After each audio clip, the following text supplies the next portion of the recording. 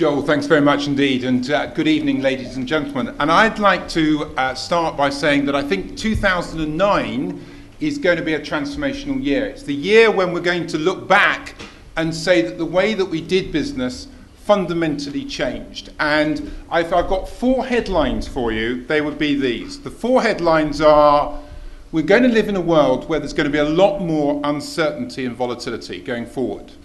And that is going to be very important because a lot of our assumptions are based on a relatively benign global economy which we existed and experienced between 2002 through to pretty well the middle of 2008. So the first message is about uncertainty and it's about volatility.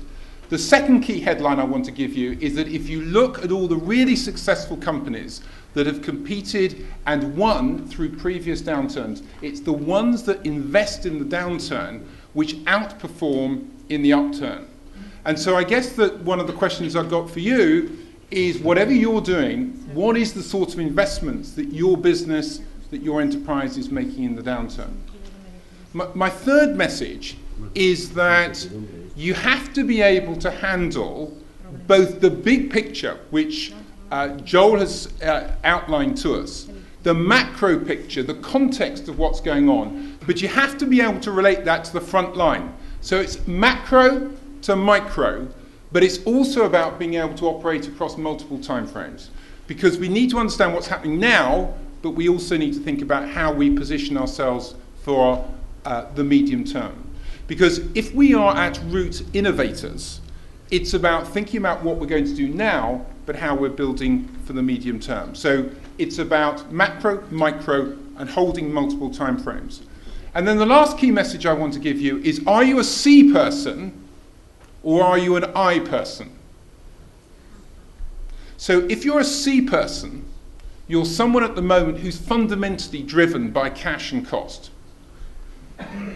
Or are you an I person who's fundamentally driven by innovation and investment? Now, the smart guys amongst you might tell you that you're an and person, which might be a good answer. But what I would suggest is that a lot of the way that we as leaders exhibit leadership in our organizations actually sends very positive, very distinctive signals about whether you actually orientate towards C or whether you orientate towards I. And my very strong suspicion at the moment is a lot of us talk the I story, but actually send very strong C stories. And that is a recipe for killing innovation in our organizations.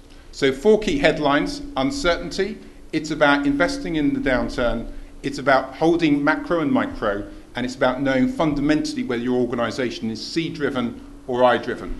Now, you've been very patient and you've already sat there for about 40 minutes. So this is the first bit of audience participation. So I want you, and it also checks how the translation's going on the earphones as well.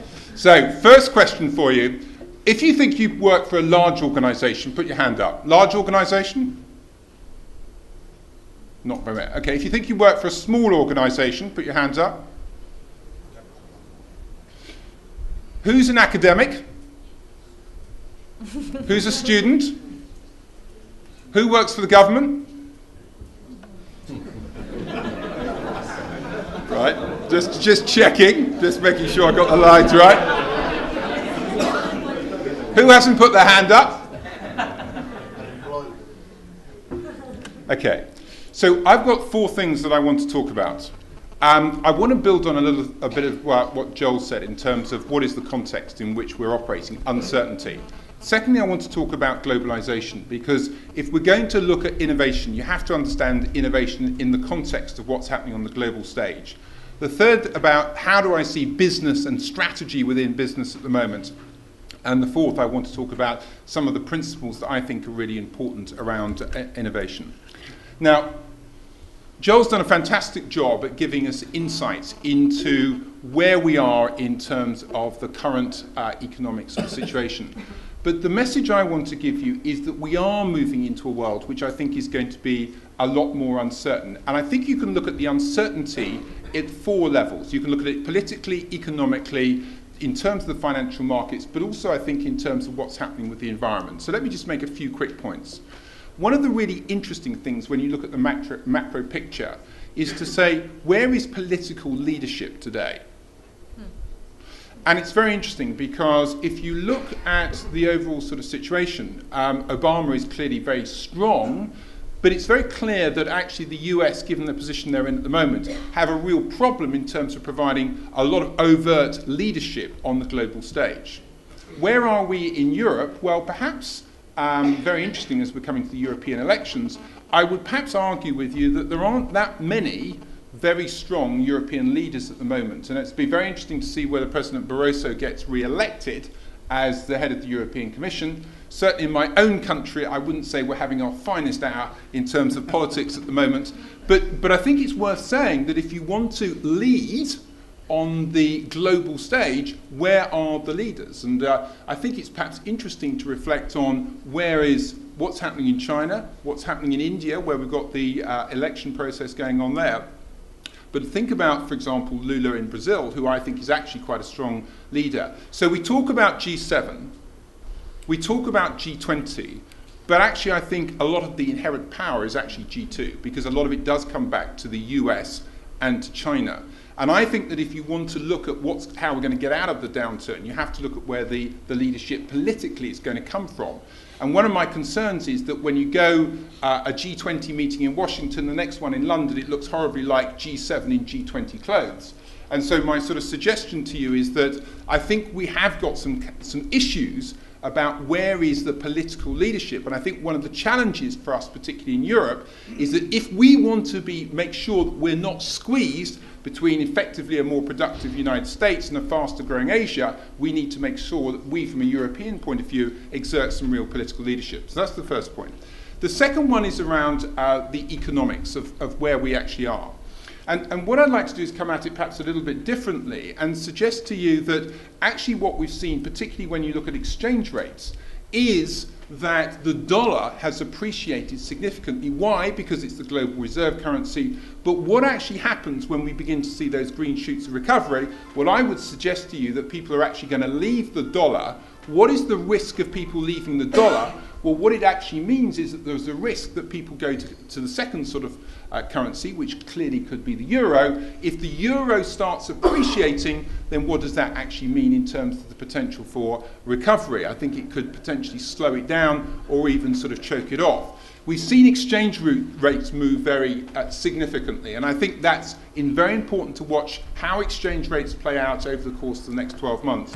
And as Joel quite rightly said, I think we haven't even talked about what's going to happen to commodity prices, because we know that what's happened is investment has got choked off because of the downturn. As soon as China and the rest of the emerging markets pick up, what's going to happen? We're going to be short of capacity and we're going to get more commodity spikes. So the message is lots of uncertainty going forward, and we have to learn to be able to cope with that. And we've got to be able to have, I think, as some people in business would say, the key thing in uncertainty is about having options.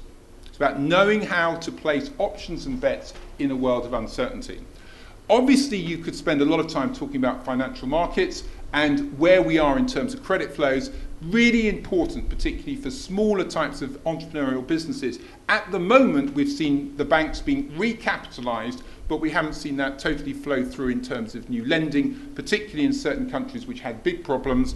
And I think that means that a lot of venture capital, a lot of funding, a lot of particularly sort of low carbon ventures have been choked by some of the underlying problems that we've seen, particularly in the financial markets. And it's going to take time for that to work through.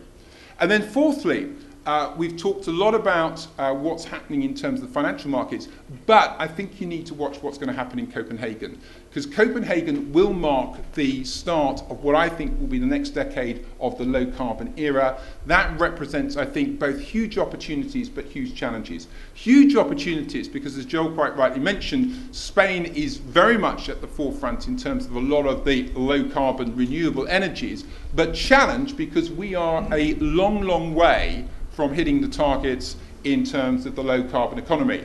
We've had what I call a bid war on targets.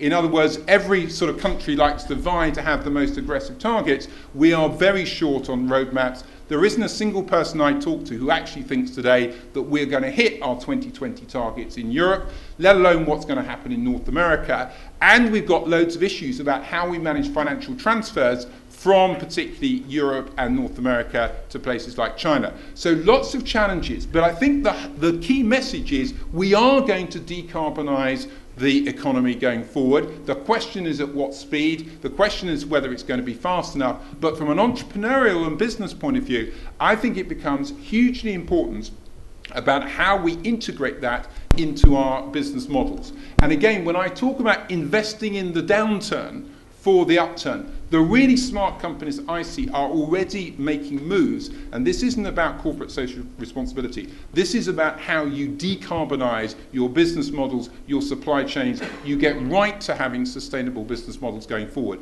That, to me, is part of an innovative process which we can really see. So, uncertainty, yes. Why? Well, I look at the politics, I look at the economics, I look at the financial markets, I look at the environmental context. But I think we also need to understand what's happening, secondly, on the global stage. I talk a lot about the multipolar world, because even if you look at Spain, you look at Europe, you have to understand what is going on the global stage, the multiple poles and the economic interdependence that now exists.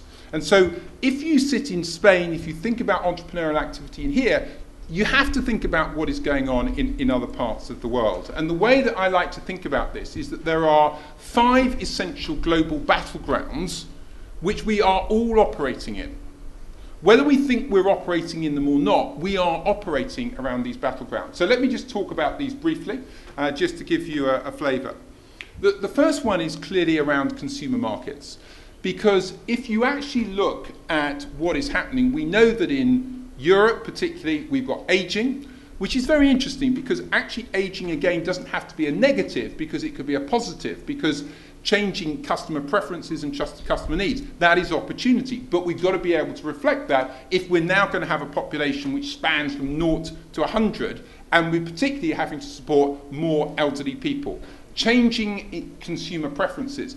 But obviously the critical thing is that if you look at the global population, it's going from 6.8 billion to nearly 9 billion by 2050, and there are lots of people who are coming into the global market who have aspirations just like you and me, who want to have mobile telephones, who want cars, who want washing machines, who want consumer durables. That is a fantastic growth opportunity. And the thing is that if you sit in Spain and you ignore that, there are companies out there which are targeting those customers, who are going to do a really good job at targeting those customers, and they're going to, next step and call is going to be, guess where? Europe. So for example, I talked to Volvo. Volvo, one of the world's leading sort of bus companies, do a fantastic job, great market share in Europe. The issue is that all the mega cities and all the growth is going to be where? In Asia. If they don't compete in Asia, what's going to happen? Well, transport systems are going to grow up in those mega cities in Asia. Just know that Mumbai is 18 million people today, going on 33 million.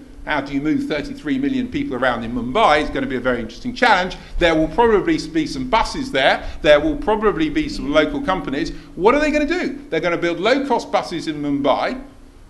They're going to develop those. They're going to differentiate them. And when they're going to come? Well, they're going to start exporting them to Europe. What have you just seen with the Tata Nano? $2,000 car. Where's that coming next? Bulgarian built, and you're going to start seeing that. And so the point is that those consumer needs and preferences, opportunity and challenge, but that's being part of a global world. Consumers. Second one is talent. It's very interesting, particularly at the moment, people obviously talk a lot about unemployment, 10% in many countries, obviously more acute here in Spain. But actually the key issue is that we've got labour shortages as well as oversupply of skills. It's a very segmented market now in terms of labour skills on the global stage. 10 million people coming into the labour market every year in India for the next 10 years. 10 million coming into the labour market every year for the next 10 years. Now, those of you will turn around to me and say, yes, Mark, but they're not necessarily fit for purpose in business. I understand that, true. However, most of the Indian companies are then doing additional skilling of those people, and then they are making them more fit for purpose. But the answer is there's a lot of extra skills coming into the market. And so what we see is a segmentation between the people who are internationally mobile, particularly the science, technology and engineering skills, and then the lower level skills. And the demand supplies vary significantly country by country. Innovation. I want to come back to innovation at the end, but the key message here is that we're moving increasingly towards a distributed model of innovation. In other words, you don't necessarily do everything in one particular geography or one particular city. It's very clear that what's happening now is that you're able to access specialisms in different parts of the world. And I want to come back and talk about Finland and Singapore in particular, because I think those are two excellent models, which I'd like to talk to you a bit more. And the reason why those two are very important, and why I think they are relevant, particularly in Spain, how big is the size of metropolis Madrid? 5 million people? How big's Finland? 5.2 million people. How big's Singapore? 4 million people going on 6 million people. Very interesting if you sit down and sort of compare what those countries are doing and how that might relate to metropolis Madrid. Because the size of the populations aren't different. I come from the West Midlands in the UK, which is about 4.2 million people. And I turn around to some of the people in the West Midlands and say, we're like Finland, just we're not as good as they are. But what could we be doing and how could we operate? So distributed models of innovation. Fourth point is around capital, because I think increasingly we're going to see different models of capital, different sort of funding of capital. A lot of Western multinationals already have sovereign wealth funds participating in them. The Abu Dhabi Sovereign Wealth Fund has something like 890 odd billion sitting in it. 890 billion, so big that you can't even sort of picture what that means. But we're going to see very different financial models, very different sort of financial flows. And particularly when we start seeing, I think, a lot of the smart energy initiatives, a lot of those are going to get funded, I think, out of sovereign wealth funds. The key thing about sovereign wealth funds is to remember it's an umbrella term. So a sovereign wealth fund in Russia and China is not the same as a sovereign wealth fund in Singapore, Abu Dhabi, or Norway. So you need to understand that. And I think, fifthly, there's going to be a global battle for resources. And everybody focuses on energy, but the next decade, the key new battle is going to be around water. There's going to be a major shortages on water. And if you're going to have operations in some of the emerging markets, water is going to be a huge, huge issue. And that is going to be a key issue. I also think that, for example, gas is going to become like oil in 2007, 2008. Because what we're going to actually find is that there's going to be shortages and bottlenecks in gas, and we're going to have gas spikes in the same way that we had oil spikes. So those are the 5 key battlegrounds which we need to take into account. My third key message is then how does business respond to this? How does business operate within this particular environment we've talked about? It's an uncertain world out there, and it's a world in which we have to operate in a global context. And I think there are 3 levels that companies need to operate on. And the first level is what I call basic survival. So this comes back to, if you like, the C and the I. Because the thing is that C is necessary but not sufficient. If you haven't got cash, you have no options. So you've got to get cash to create the options. So step 1 is how do you sort out the cash flow position in the business? How do you sort out the cost base so that it's commensurate with the demand levels in your part of the marketplace, in your part of the world? So you have to get the cash and the cost right, and then, if necessary, you have to deleverage the business, because we know that getting credit is hugely, hugely difficult. This is classic, what I would call classic Horizon 1 strategic operational stuff. And we have to make that happen. But perhaps the more interesting thing is if you can get beyond level 1 and look at some of the interesting things around level 2. And level 2, I think, is about where we need to think about how we reposition the business. And depending again on the size of the business, where I normally start is on the operating model. And the operating model basically means how do you organize yourself to address those emerging consumer needs, those existing customers? How do you get the benefits of scale with also the questions of being close to customers? And in one sense, I describe this as about how do you get the best of being super global? Super global means that you get scale, it means that you get standardization, it means you've got common capabilities operating across your business, whilst at the same time being super local. Because what you need to understand in today's global environment is that the needs are very different depending on whether you're operating in a Spain, an Italy, a Abu Dhabi, an India, or China. So if I'm selling orange juice in India, Thailand, and Korea, I might have the same brand, but the product features are actually very different. If I'm a retailer and I'm operating in China, how do I make sure that my Chinese store manager basically understands the needs of my local Chinese customers, what they want to buy, but recognize that I'm part of a global supply chain? Super global, super local. How do I make that happen? Then secondly is the question about human capital. Fancy word for basically talent and people.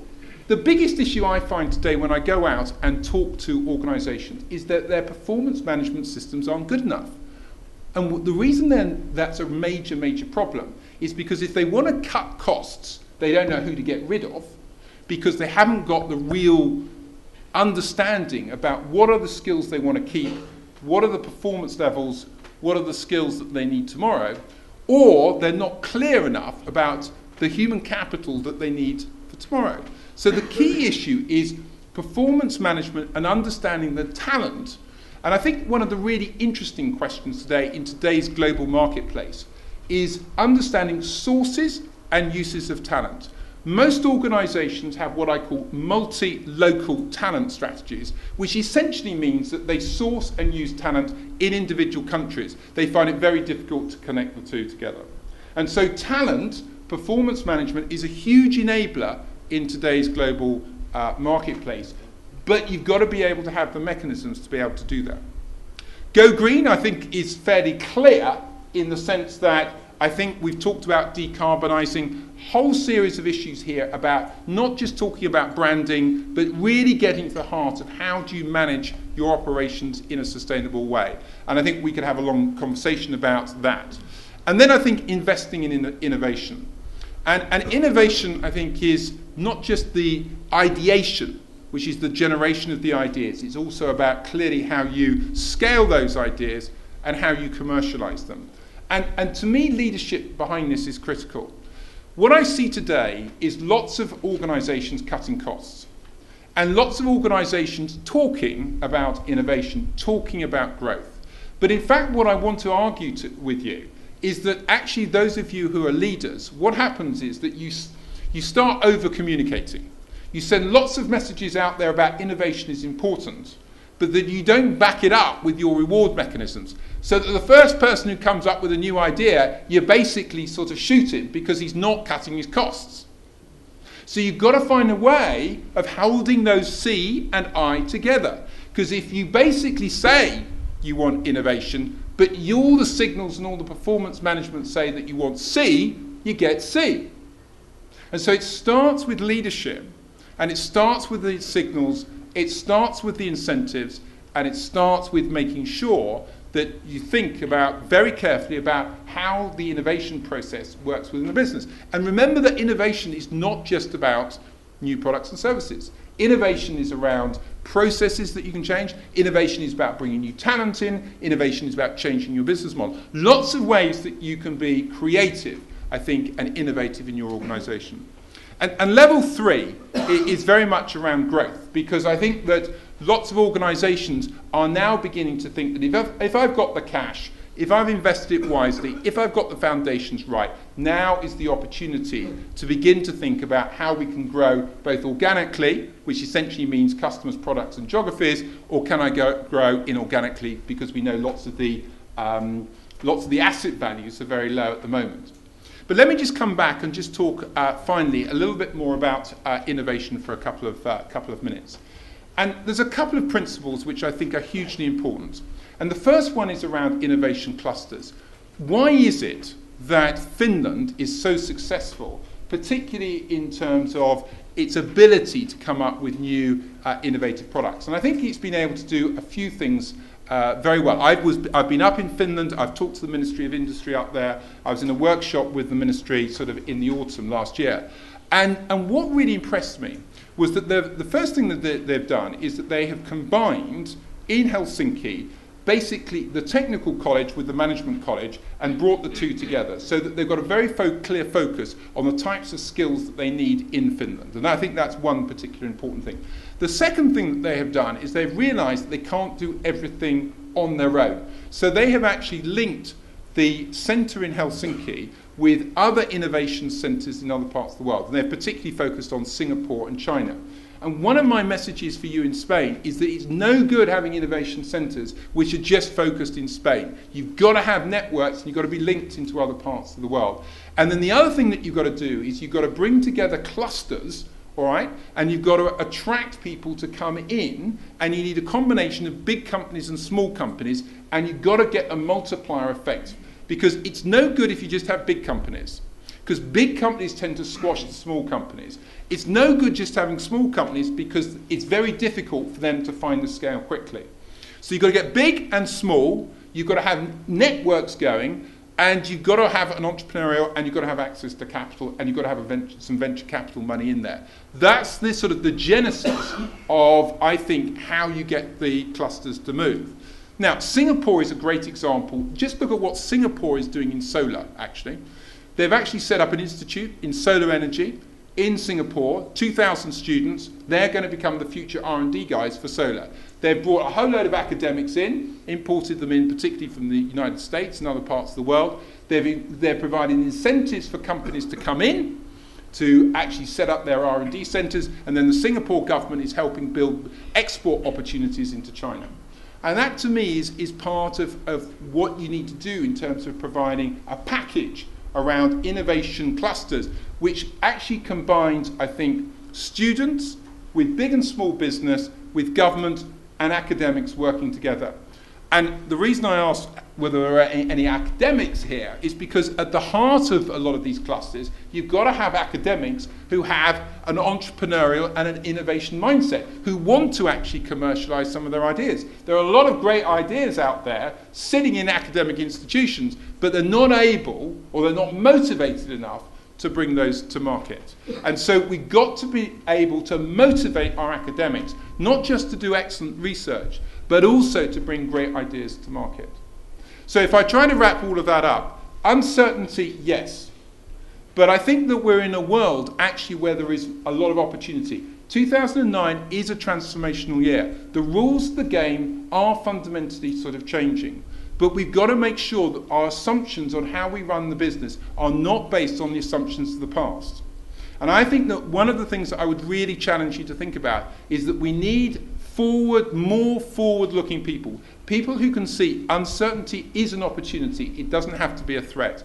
See that there's opportunities around the low-carbon economy, that things are going to change. Recognise that we are moving more into a global marketplace, and who can see basically that the world is, yes, it is about cost. Cost really matters, but it's also about innovation. And the really smart leaders understand what's happening on the global stage and can bring cost and innovation together. Thanks very much indeed.